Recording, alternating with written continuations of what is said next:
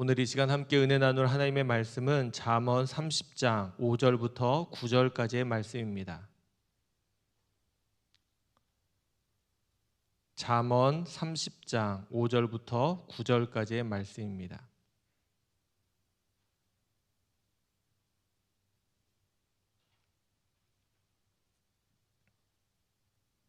말씀을 같이 함께 읽도록 하겠습니다. 하나님의 말씀은 다 순전하며 하나님은 그를 의지하는 자의 방패시니라. 너는 그의 말씀에 더하지 말라. 그가 너를 책망하시겠고 너는 거짓말하는 자가 될까 두려우니라. 내가 두 가지 일을 주께 구하였사오니 내가 죽기 전에 내게 거절하지 마시옵소서.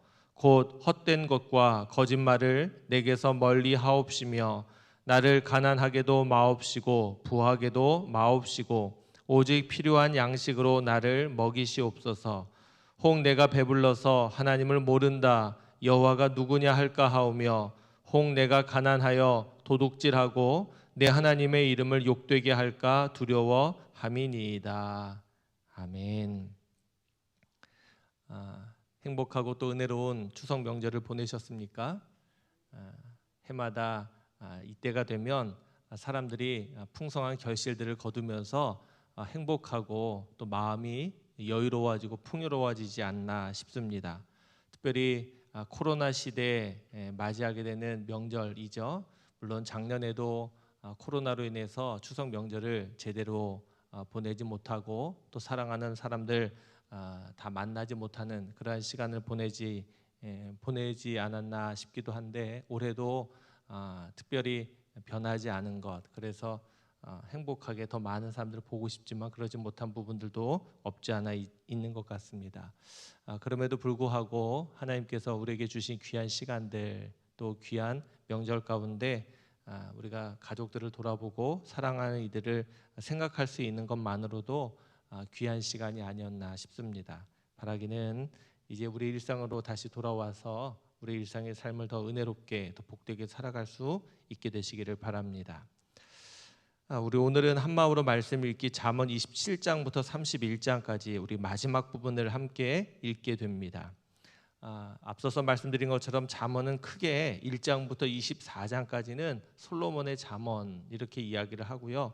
특별히 1장부터 24장까지도 앞부분은 솔로몬이 아버지가 아들에게 주는 교훈들이 담겨져 있고 또 뒷부분은 솔로몬의 잠언을 모아놓은 모음집이다. 그렇게 말씀을 드렸습니다. 24장부터 29장까지는 히스기야 때 히스기야 신하들이 솔로몬의 잠언을 모아놓은 두 번째 잠언 모음집입니다. 그리고 우리가 오늘 함께 읽은 것처럼 마지막 30장은 아굴의 잠언이고 31장은 르무엘 왕의 어머니가 르무엘에게 훈계하고 있는 잠언입니다. 열왕기상 4장 29절부터 34절에 보면 이렇게 기록되어 있습니다. 하나님이 솔로몬에게 지혜와 총명을 심히 많이 주시고 또 넓은 마음을 주시되 바닷가의 모래같이 하시니 솔로몬의 지혜가 동쪽 모든 사람의 지혜와 애굽의 모든 지혜보다 뛰어난지라. 그는 모든 사람보다 지혜로워서 에스라 사람 에단과 마홀의 아들 헤만과 갈골과 다르다보다 나음으로 그의 이름이 사방 모든 나라에 들렸더라. 그가 잠언 3,000가지를 말하였고 그의 노래는 1,005편이며 그가 또 초목에 대하여 말하되 레바논의 백향목으로부터 담에 나는 우슬초까지 하고 그가 또 짐승과 새와 기어다니는 것과 물고기에 대하여 말한지라. 사람들이 솔로몬의 지혜를 들으러 왔으니 이는 그의 지혜의 소문을 들은 천하 모든 왕들이 보낸 자들이더라. 아멘. 우리가 지금 읽고 있는 잠언이 바로 이런 겁니다. 하나님께서 솔로몬을 지혜롭게 하셨는데 그 지혜는 사람의 지혜가 아니었죠. 하나님이 솔로몬을 통해서 지혜를 주셨기에 그 지혜가 뛰어난 겁니다. 그래서 사방 모든 곳에서 솔로몬의 지혜를 배우려고 모여들은 겁니다. 지금 우리가 읽고 있는 잠언이 바로 그만큼 뛰어난 잠언들 가운데 모아놓은 그런 잠언이다라는 생각을 우리가 가지고 있어야 합니다. 뿐만 아니라 열왕기하 18장 19장에 보면 이제 히스기야의 이야기가 등장합니다. 그런데 히스기야는 그 전에 하나님 앞에 악을 저질렀던 왕들과 달리 그는 하나님께서 기뻐하셨던 왕으로 소개되어 있습니다. 특별히 이사야 선지자를 곁에 두고 이사야 선지자를 통해서 하나님의 뜻을 분별하고 말씀을 들으려고 했습니다. 뿐만 아니라 모세의 율법을 따라 지키려고 하고, 그래서 다윗의 길로 행했던 왕으로 소개되어 있습니다. 그러한 그 하나님 앞에 바르게 또 하나님이 기뻐하시는 길로 걸어가려고 했던 그 왕이 신하들을 통해서 이 솔로몬의 잠언을 새로 편집하고 모아 놓았다는 것이죠. 다시 말하면 왕으로 또 믿음의 사람으로 솔로몬의 지혜를 배워가려고 했던 것이 바로 히스기야라는 겁니다. 한참 세월이 흘렀음에도 불구하고 히스기야는 솔로몬 왕의 지혜를 귀하게 여기고 그 지혜를 배우려고 하고 그 지혜를 따라 살았던 것을 우리는 기억하게 됩니다. 뿐만 아니라 수천 년의 세월이 흐른 오늘도 우리가 그 잠언을 읽어가면서 삶의 지혜와 교훈을 배우고 있지 않습니까?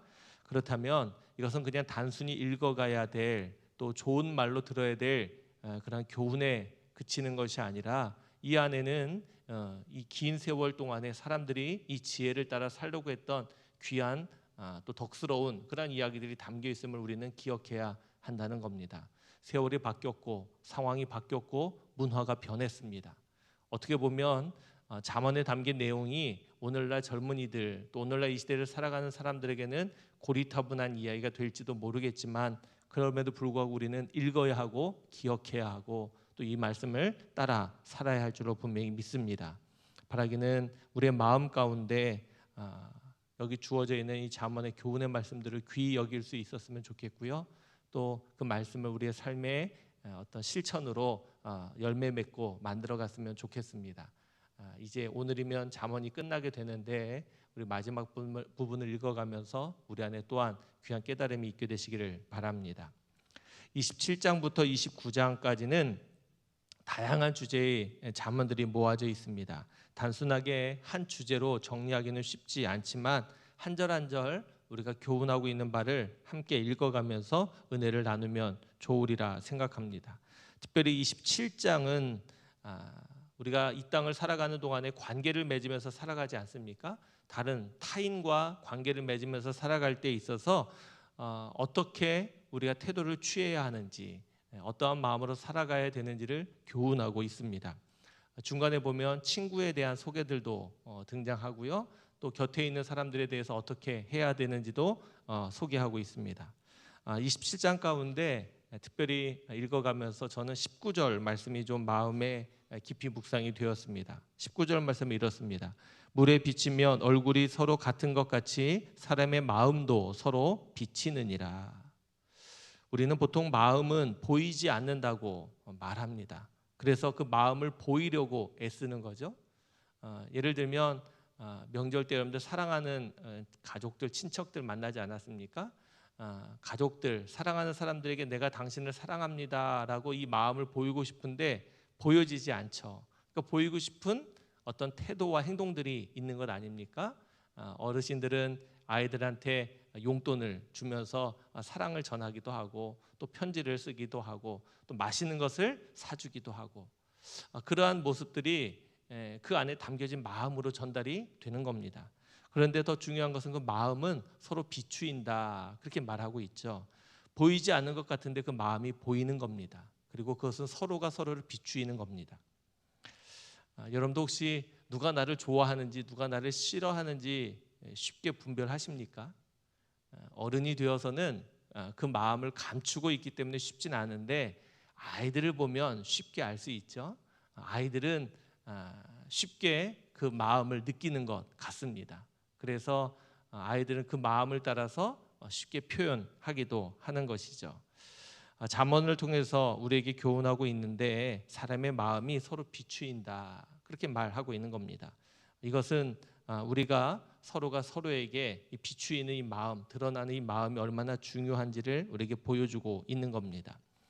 오늘을 살아가는 이 시대에는 이러한 사람의 마음을 서로 중요하게 헤아리지 않는 것 같습니다. 왜냐하면 다른 사람의 마음을 헤아릴 겨를이 없기 때문에 그렇죠. 내 마음이 더 중요합니다. 그래서 내 마음을 지키려고 하고 내 마음대로 하려는 경향이 더 큰 것이 오늘날의 시대가 아닐까 싶습니다. 그런데 그렇게 된 이유 또한 분명합니다. 누군가가 자신의 그 마음을 헤아려 준 적이 없는 겁니다. 서로가 서로에게 그렇게 헤아림 없는 마음을 가지고 살다 보니 모두가 다 자기 마음을 지키려고 하고 자기 마음대로 하려는 그런 의지가 생겨난 것 아닌가 싶습니다. 바라기는 이러한 때에 우리가 이 말씀을 기억하며 서로가 서로에게 좋은 마음을 비추어 주고 그 마음을 헤아려 준다면 우리의 삶이 얼마나 은혜로운 일들로 바뀌어질까 생각해 보게 됩니다. 바라기는 마음을 헤아려 줄 수 있는 그러한 분들 되셨으면 좋겠습니다.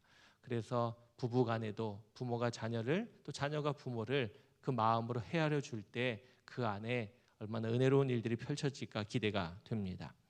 28장에서는 의인과 악인의 삶에 대해서 이야기를 하면서 그 최후의 결과들을 소개하고 있습니다. 그러면서 27장에서 읽었던 말씀과 좀 비슷한데 함께 읽으면 좋은 말씀이 26절에 등장합니다. 자기의 마음을 믿는 자는 미련한 자요 지혜롭게 행하는 자는 구원을 얻을 자니라.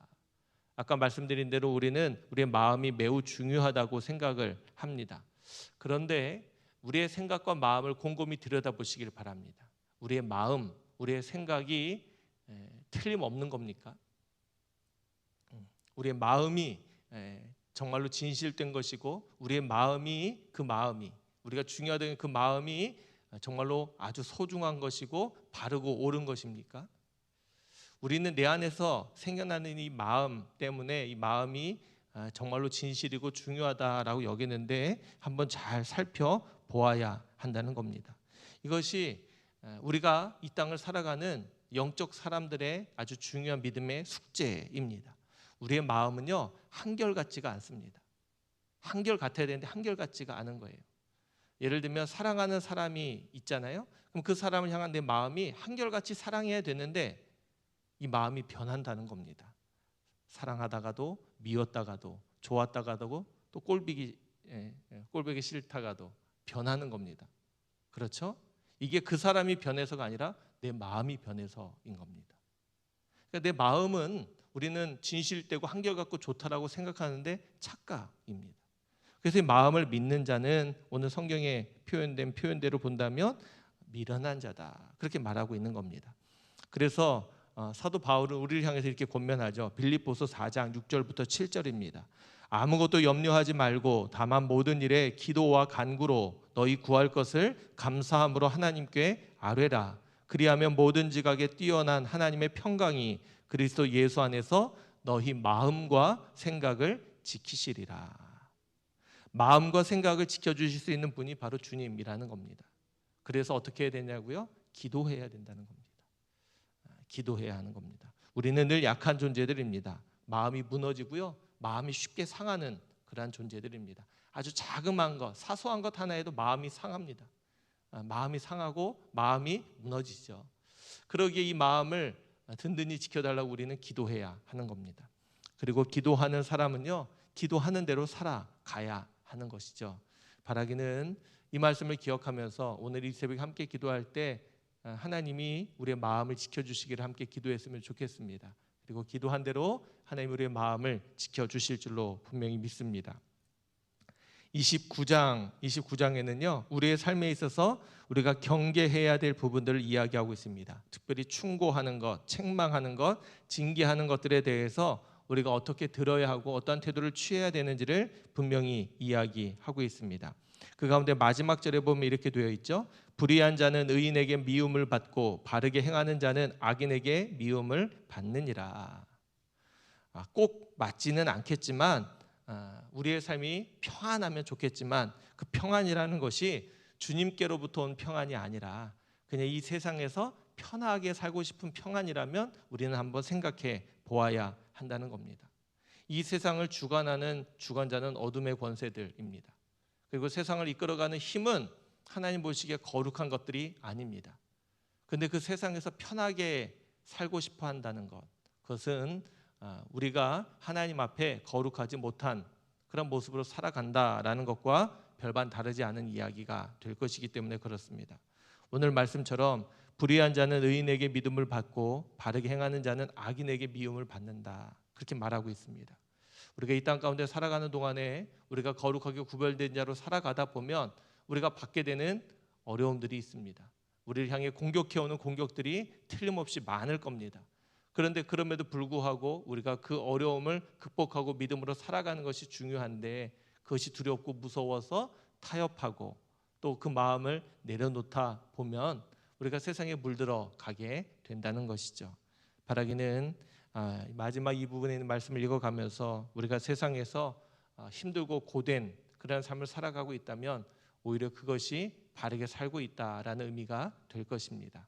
믿음 안에서 거룩하게 우리의 삶을 세워가는 우리 모두가 되었으면 좋겠습니다.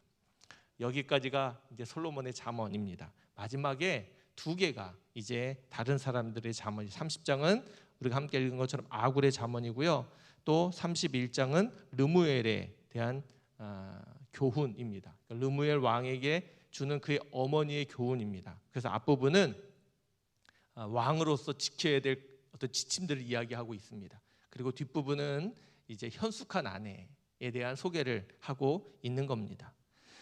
여기에 등장하고 있는 아굴이나 르무엘 왕, 특별히 르무엘 왕이니까 아마 누군지 궁금하실 겁니다. 아굴이라는 사람은 무명의 어떤 지혜자였을 겁니다. 그리고 르무엘 왕은 아마 솔로몬을 상징적으로 표현한 것은 아닐까 이렇게 이야기하는 사람들도 있지만 그렇게 보기에는 너무 무리입니다. 아마 르무엘 왕이라는 사람은 이방 어떤 한 왕이었을 것이다 그렇게 보기도 하고, 또는 어떤 이상적인 왕으로 상징적인 의미를 가진 왕이다 이렇게 말할 수도 있을 것 같습니다. 그 가운데 오늘 우리 함께 아굴의 잠언을 읽었는데요. 특별히 아굴의 잠언 안에는 우리가 오늘 함께 읽은 부분 가운데 보면 아굴의 기도라는 소제목이 붙을 정도로 이 기도문이 사람들 사이에 많은 사랑을 받고 있습니다. 성경에 보면 이렇게 짧은 어떤 기도문을 떼어서 누구누구의 기도 이렇게 우리가 좋아하는 성경 구절들이 있죠. 대표적인 게 야베스의 기도 같은 겁니다. 여기에도 보면 이 아굴의 기도를 좋아해서 아굴의 기도 또는 아굴의 잠언, 그래서 사람들이 많이 좋아하고 읽는 부분을 함께 읽었습니다. 그런데 그 내용이 어렵지가 않죠. 그래서 제가 따로 설명을 드리지 않아도 될 것 같습니다. 그렇다면 여기 등장하는 그 아굴을 한번 생각해 보면 좋을 것 같아요. 지금 잠언은 앞에부터 29장까지는 솔로몬이라는 그 당시에 큰 나라를 다스리던 한 왕, 또 하나님이 큰 지혜를 주신 지혜자, 누가 보아도 그의 지혜는 아주 특출나고 으뜸이고 놀라울 정도의 사람이었다는 겁니다. 그래서 거기에 표현된 어투가 보면 정말로 아버지가 아들을 가르치는 것처럼, 또 큰 지혜자가 큰 지혜를 물려주는 것처럼 표현되어 있는 부분들이 상당수 등장합니다. 그런데 아굴이라는 사람은 그렇지 않습니다. 오늘 함께 읽은 본문 2절부터 3절입니다. 나는 다른 사람에 비하면 짐승이라, 내게는 사람의 총명이 있지 아니하니라. 나는 지혜를 배우지 못하였고 또 거룩하신 자를 아는 지식이 없거니와. 이렇게 시작하고 있습니다. 뭔가 이상하지 않습니까? 지금 우리는 잠언을 읽고 있는 겁니다. 이 글은 잠언 안에 있는 겁니다. 지혜의 말씀, 또 교훈의 말씀이라고 해야 되는데 그것을 시작하고 있는 아굴은 지금 뭐라고 말하고 있습니까? 나는 지금 다른 사람보다 훨씬 못한 짐승이라는 거예요. 자기는 지금 총명도 없는 사람이라고, 자기는 지혜를 배우지도 못했고 하나님에 대해서 아는 지식도 없다고 그렇게 말합니다. 그 사람의 지혜를 배워야 합니까? 그 사람이 말하는 이 말을 우리가 하나님의 말씀의 권위를 가지고 들어야 합니까? 여러분들 혹시 그러시겠습니까? 그렇지 않겠죠. 그런데 참 특이하게 등장하고 있는 겁니다. 이게 아굴이 가지고 있었던 그의 모습, 그의 거룩함입니다. 그는 이렇게 표현하고 이렇게 말하고 있는 겸손의 사람이었다는 거죠. 우리는 그가 누군지 알지 못하지만 이 성경 안에, 이 잠언 안에 이 아굴의 잠언이 들어왔을 때 그 많은 사람들, 그 많은 지혜자들 가운데 이 사람의 글이 선정된 겁니다.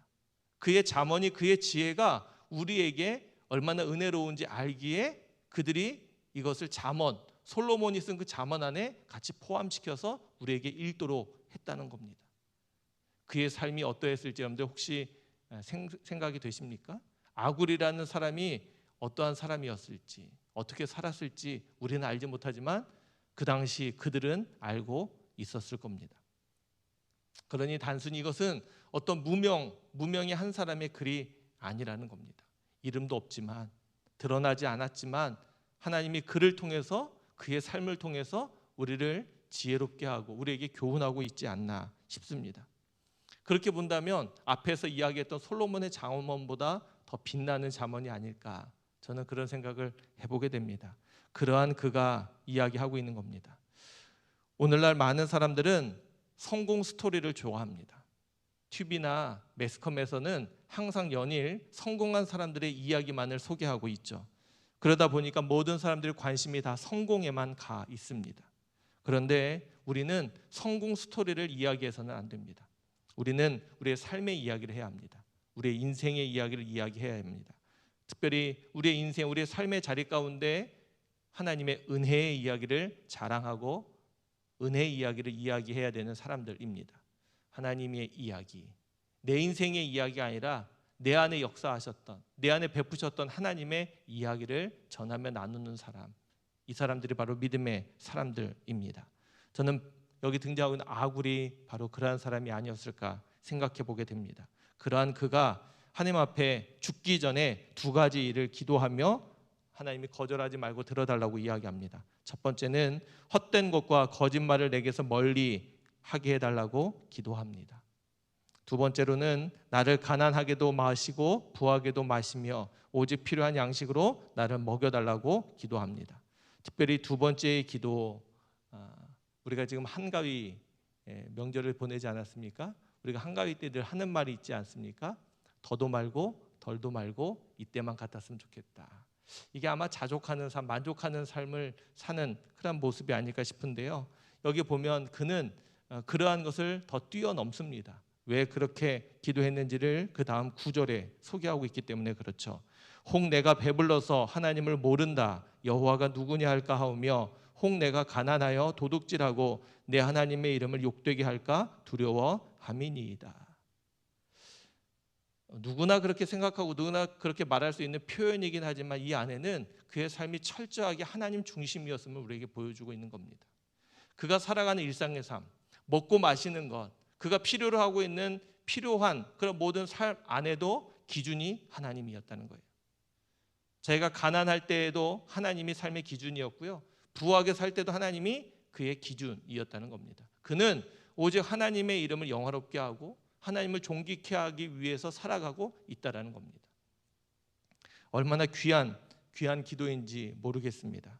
그러면서 무명의 사람이었지만 이 아굴의 기도, 아굴의 잠언이 귀한 줄 알고 우리도 이 새벽 함께 이 귀한 마음을 가지고 함께 기도했으면 좋겠습니다. 우리의 삶이, 우리의 일상이 하나님을 드러내고 우리의 일상이 하나님을 영화롭게 하는 그런 삶이 되었으면 좋겠습니다. 바라기는 우리 도남동교회 모든 성도님들이 그렇게 일상의 삶의 자리 가운데 하나님을 드러내고 그 은혜를 나타내는 그런 귀한 분들 되시기를 주님의 이름으로 축원합니다. 오늘 하루도 우리가 그렇게 기도하고 그러한 마음으로 살아가실 수 있게 되시길 주님의 이름으로 부탁을 드립니다. 기도하겠습니다. 하나님, 은혜 가운데 또 하나님 감사함 가운데 추석의 명절을 보내고 다시 우리가 일상을 살아가는 일상의 삶으로 돌아왔습니다. 하나님, 쉼과 안식을 얻은 우리들이 우리에게 주어진 일상의 삶에서 다시 한번 하나님을 드러내고 하나님을 영화롭게 하고 하나님의 은혜를 나타내며 살아갈 수 있도록 인도해 주옵소서. 오늘 특별히 잠언의 마지막 부분을 함께 읽고 은혜를 나누었습니다. 또한 아굴을 통해 하나님 그의 삶을 통해 또 그의 기도를 통해 우리에게 주신 귀한 감동을 가지고 함께 말씀을 읽고 은혜를 나누었습니다. 하나님, 우리도 아굴과 같이 우리의 삶의 중심이 하나님이 되기를 원합니다. 하나님의 이름, 하나님의 거룩함, 하나님의 은혜만을 드러내며 나타내며 살아가는 우리들 되게 해 주옵소서. 우리가 가난할 때나 부할 때나 우리의 삶의 기준이 하나님이 되게 하시고 하나님이 중심이 되며 하나님을 먼저 생각하고 살아가는 우리들 되게 해 주옵소서. 오늘도 하나님, 우리가 부족하기에 연약하기에 기도하며 이 하루를 시작합니다. 복 주셔서 오늘 하루가 하나님 보시기에 기뻐하실 만한 그런 은혜의 날이 되게 하시고 우리도 믿음 안에서 승리한 거룩한 한 날이 되게 해 주옵소서. 혹여나 우리의 삶의 자리 가운데 여전히 무너져 있고 하나님 다시금 회복되어야 될 그런 부분들이 있다면 하나님 도와주시고 붙들어 주시고 회복시켜 주시기를 원합니다. 우리의 생각이나 우리의 마음이 상하고 아파하고 힘들어 있다면 하나님 그 부분도 주님께서 거룩하게 만져주시기를 간절히 소망합니다. 하나님 우리의 삶의 자리 가운데 하나님 부족하여 또 하나님 힘듦과 어려움 가운데 놓여져 있는 부분들이 있다면 하나님 도와주시고 또 무거운 짐들을 주께서 대신 짊어져 주셔서 은혜 안에 살아가는 우리들 모두가 되게 해 주옵소서. 특별히 어렵고 힘든 때를 살아가는 우리 교회 모든 성도들을 기억하여 주시고 하나님 형편과 사정이 다 다르지만 하나님을 의지하며 바라보는 그 믿음이 더욱 빛나게 하셔서 하나님이 어려움의 때에 하나님의 더 큰 은혜를 풍성히 누리는 우리 교회 모든 성도님들 되게 해 주옵소서. 이 새벽에도 우리가 주 앞에 함께 깨어 기도합니다. 하나님 우리의 간구, 우리의 기도를 들으시고 응답하시고 하나님 우리의 삶에 필요한 모든 것들을 더하여 주옵소서. 오직 주의 은혜로만 살아가는 귀한 한 날이 되길 원하오며 우리를 사랑해 주시는 예수 그리스도의 이름으로 기도하옵나이다. 아멘. 하나님 고맙습니다. 어리석은 우리들, 미련한 우리들이기에 다시 한번 하나님 우리에게 지혜의 말씀